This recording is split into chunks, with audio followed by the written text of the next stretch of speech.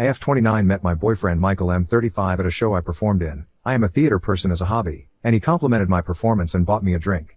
We have been together now for a little over a year.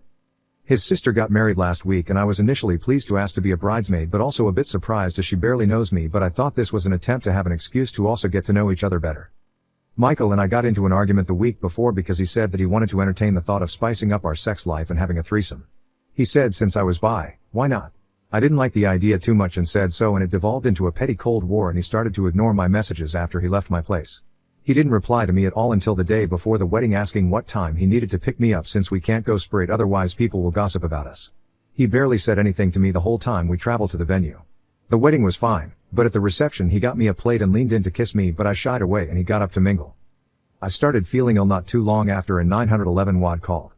I realized I was having an allergic reaction but had my pen but still had to be carted off by the ambulance, and that's when someone was looking for Michael said that he had left with some of the other groomsmen to a bar nearby. I called 6 times and texted that it was an emergency as I was getting checked put by the paramedics and again when they strongly suggested I go to the hospital, but he never replied. I was released high the hospital and called him to ask him to pick me up, but he didn't pick up, so I woke up my best friend and she took me home and stayed with me overnight to make sure I was okay. The next morning Michael called me but I was still asleep, so he left me a lengthy voicemail yelling at me that I ruined his sister's wedding and that I always have to make things about me. He came over to further berate me and told me he should just break up with me at this point as I am dramatic and this is all too much, so I pointed out that he had gotten my plate, knew full well that I have an allergy to coconut, and that his sister had told me afterwards that he knew that the cake he gave me was the coconut cream cake as all the food had signs saying what it was and what the ingredients were, as I am not the only person with allergies that attended. He left telling me that he can't talk to me when I am this way. I was honestly exhausted, so I didn't bother going after him. But his father called me to ask how I was doing, and after I answered he then told me how I am hurting Michael's heart by blaming him, and Michael has been inconsolable since we fought. I texted Michael to ask if we could talk, but the conversation went back around somehow to the threesome and how I don't respect him even in intimate settings or want to hear him out regarding his needs and make things about me. I am so confused because to me this feels manipulative, but I respect his father so much. I go to their church and he is a pastor there, so to have him tell me I am in the wrong through me. Ada? Edit. A lot of comments are suggesting that this was intentional, and I have actually never considered he gave me something I am allergic on purpose, and certainly not to use against me to leverage in our argument. But I think I may have to come clean and talk to his parents. I know them well, so hopefully it won't go too badly. Small update. Michael texted me this morning to apologize.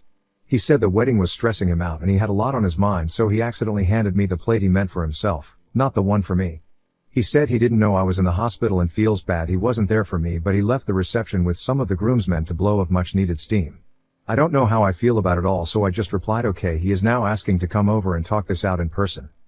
Second edit. For any and all of you calling me stupid or implying I am a child and why am I still with this guy etc., just know, you remind me a lot of him and how he used to put me down and bully me, and it's a real wonder of mine if you treat people in your life like he did me. I suspect you do. Glad to be rid of him and indifferent about you. Relevant comments where Op has replied. Oh, she aims to misbehave. Op, be honest, have you, now that you are looking back, seen red flags like this? This behavior likely didn't just show up. Have you ever gotten ill after a disagreement with him? Oop. Oddly enough, I am sitting with my BFF and she asked me the same question, and yes, actually. Our first real argument that I can remember, I was down with a stomach bug for almost a week and he visited me and made soup. Then the only big argument I can recall outside this one, he wanted to use labels really soon onto us going on some dates and I didn't, and the next morning, I was sick with chest pains and stomach cramps. I don't want to sound dramatic or accusatory, but since people have commented he might have purposefully given me something I am allergic to, I just don't know anymore. Hilda. Risk. Big 3301. NTA, the two of you are completely incompatible. He wants threesomes, you want to attend wedding receptions without leaving in an ambulance. Oop. Okay, when I read this I was with Bestie and we've been drinking and the scream I scrumpted laughing so hard nearly killed me more effectively than the coconut lamau. Update 1, June 1st 2024. Well, many of you were right, I should not have met him in person, but I did. He took me out to lunch insisting he pay for it all and it was incredibly over the top.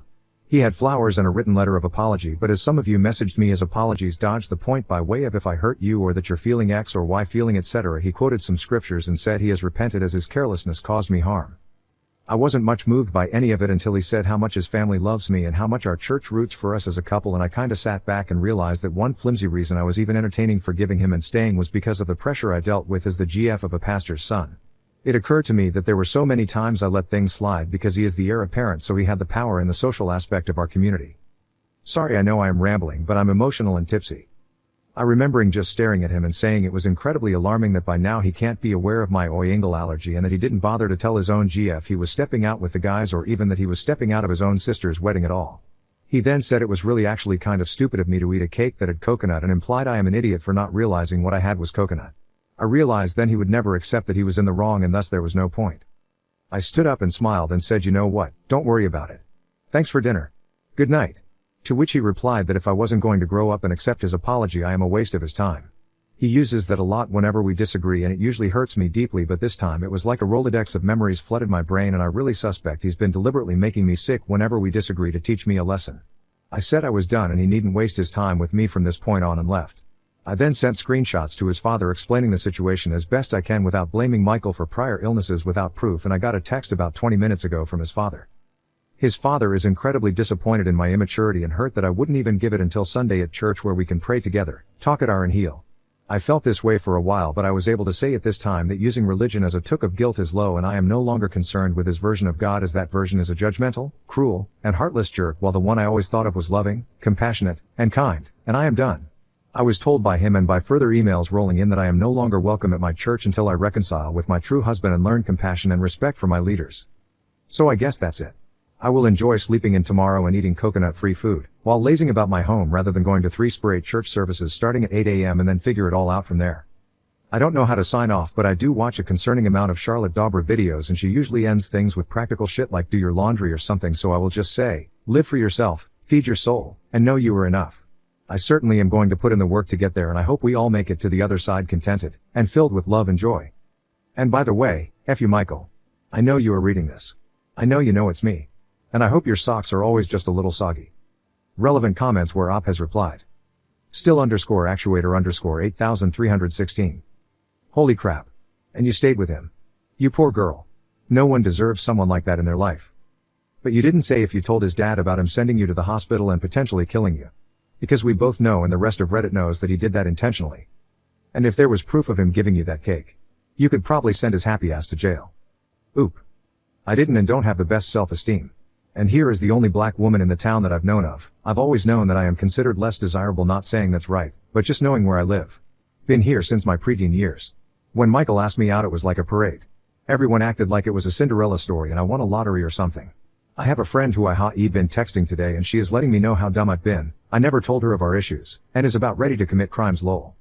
I think I lost myself for a bit, but I wanted to leave the church low-key for a while because of my treatment, so that helps a bit. Update 2, August 3, 2024. It has been a hot minute. I forgot about my posts until I was watching a YouTube video on Reddit stories and the story reminded me that I never did update. I found a church in my city a bit more laid back, like we can go to the pub after and have a laugh laid back. I did like it and made amazing friends I am still touch with, but the going to church idea came from my therapist and it was to see if I do identify with the church or the ideals of it, and I don't. So now I am back to being the heathen I am lol. My ex quickly moved on and he had a new GF within a month of us breaking us.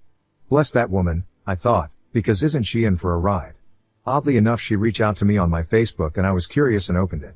She started with who she is, how long she and ex have been dating and how long they knew each other, childhood friends, so basically forever. She then said that she feels convicted by the Holy Ghost to seek a resolution between me and ex and she is worried I may be his true wife.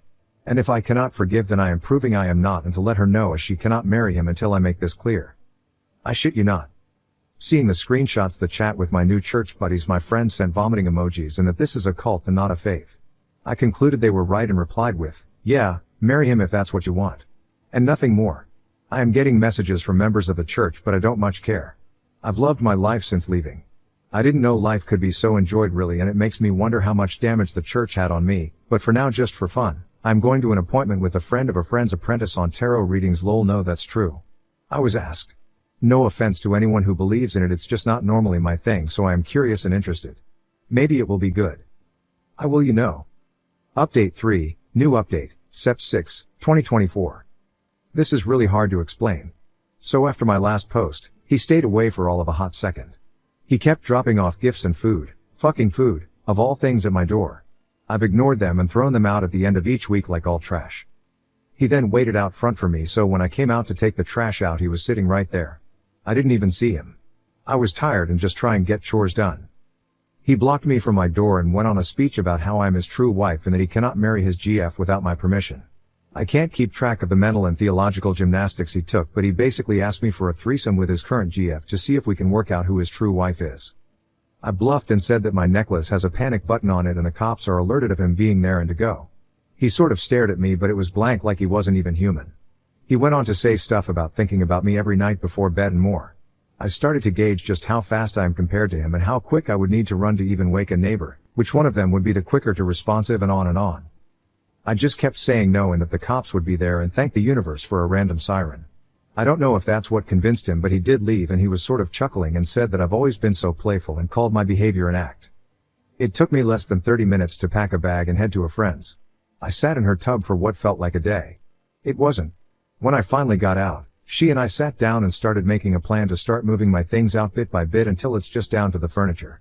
I don't give a flying fuck about the furniture. So we implemented the plan. She would drop in, her dad would, her mom would, I would with her brother, and slowly over this time we took everything I really cared to keep from my home. I'm safe and away from there and just ready to wash my hands of the place. He has texted me a few times assuring me of this plan to pick his wife. So I finally cracked and sent his messages to his parents last week. It's been silent since then until this past Wednesday. There's a bar I like where they have wine Wednesdays and I went to just relax until I felt a tap on my shoulder. He's there with what looks like a group, and he starts smiling and says we need to talk. I loudly tell him to leave me alone, but he just drops to his knees and asks me to marry him. Some people start to clap. A regular who knows me is now at my back leaning in to ask if I'm okay. I jerk back and tell him to leave me alone. The regular offered to pay my tab so I can leave and he walked me to my car. Now it's been this game of getting footage, dealing with the police. So far, I'm told, this isn't evidence of harassment but a domestic dispute, so I don't know what to do about that. I know that I am done with where I live. But moving now feels like the hardest task in the world. I know I have to. I can't stay here. But now I'm mourning it all. It all feels too big. Next story. Golden child sister announced her pregnancy at my wedding after I said no. Now my parents are taking her side, and I'm being pushed out of family dinners. I, F30, got married last weekend, and it was supposed to be the happiest day of my life, but drama unfolded, and now my family is split in half. I need to know if I'm the a-hole or if my reaction was justified. Backstory. My younger sister, F27, let's call her Lucy, has always been the golden child of the family. She's smart, beautiful, and has always been the center of attention, whether it's her birthdays, graduations, or other significant life events. I've always felt like I was living in her shadow, but I've never said anything because, well, she's my sister, and I love her.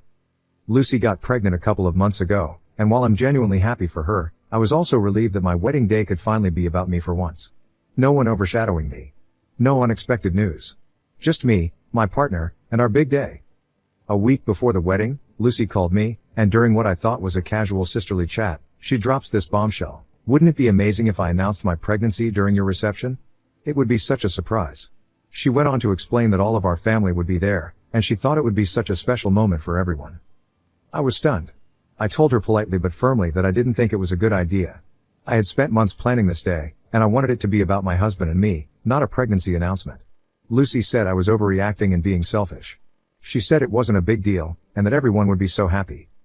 I reiterated my stance, no announcement at my wedding. I thought that was the end of it.